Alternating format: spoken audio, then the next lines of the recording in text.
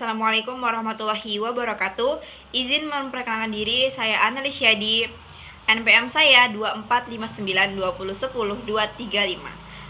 Saya dari Prodi Teknologi Informasi, kelas TIB semester 1. Di sini saya akan menjelaskan tentang materi yang berjudul Inovasi Organisasi melalui Penerapan Manajemen Pengetahuan. Guys, kalian sering mendengarkan tentang inovasi organisasi. Nah, di sini saya akan menjabarkan sedikit tentang materi yang akan saya jelaskan. Inovasi organisasi melalui penerapan manajemen pengetahuan atau yang disebut dengan Knowledge Management adalah pendekatan strategi untuk menciptakan, berbagi, dan memanfaatkan pengetahuan organisasi guna mendorong inovasi, efisiensi, dan daya asing. Berikut adalah penjelasan rinci mengenai proses dan dampaknya. Di sini saya akan menjelaskan tentang pengertian manajemen pengetahuan. Manajemen pengetahuan adalah proses sistematis untuk mengidentifikasi, penangkap, mengorganisasikan, menyimpan, dan membagikan pengetahuan. Yang kedua, saya akan menjelaskan tentang peran manajemen pengetahuan dalam inovasi. Manajemen pengetahuan mendorong inovasi melalui beberapa cara. Nah, di sini saya akan menyebutkan beberapa cara tersebut. Menciptakan pengetahuan baru.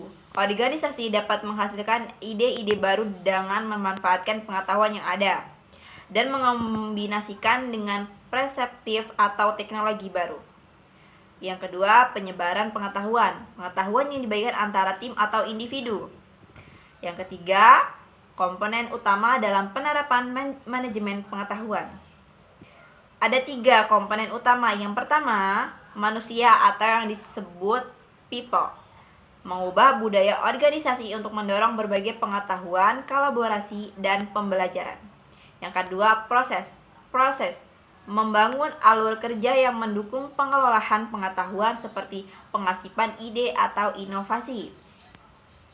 Yang ketiga, teknologi atau yang disebut dengan teknologi, menggunakan alat digital seperti internet, sistem manajemen, atau dokumen. Yang keempat, langkah-langkah penerapan manajemen pengetahuan.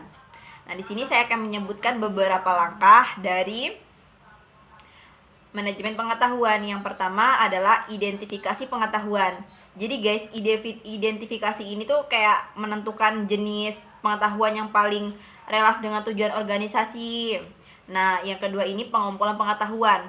Biasanya pengetahuan ini bisa dari sumber-sumber atau internal maupun eksternal.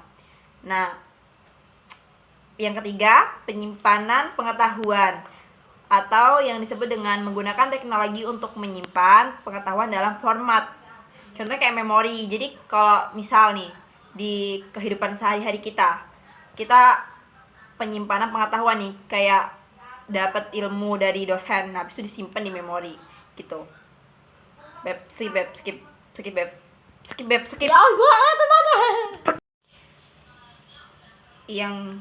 Ini mana lagi Beb? Udah habis. Oke, saya akan lanjutkan materi selanjutnya.